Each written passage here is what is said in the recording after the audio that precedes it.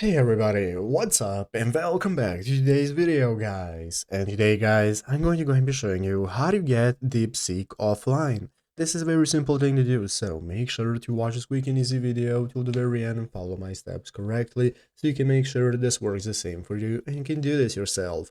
But yeah guys, let's get straight into it. So first things first guys, you're going to go ahead and want to open up the official Deepseek website right here at deepseek.com so that we can get started. So after you open up, you'll be greeted by this main page right here. And first, we're going to need an account. So what we can do is click the Start Now button right here. After clicking Start Now, it's going to go ahead and enable you to go ahead and register for an account if you do not already have one. If you have an account, you can just go ahead and log in normally. And after logging in, you'll be greeted by this main page right here where you can get started using Deepseek. And now we can get started setting it up for offline use on our computer. So what we're going to do is follow this article right here. So as you can see guys, here is an article that says how can I run Deepseek models completely offline, and what we're going to be using guys is the Ollama program. So the Ollama program right here at ollama.com that you can find for yourself is going to go ahead and enable us to run language models that we want to use. So you can download it by clicking the download button. It's going to enable you to download it for which platform you have, and once you download it, you can get started setting it up. So as you can see, you can download the Deepseek model by following the code right here. You can even click on Deepseek right here on the official Ollama website to take a look at how it works and how you can use it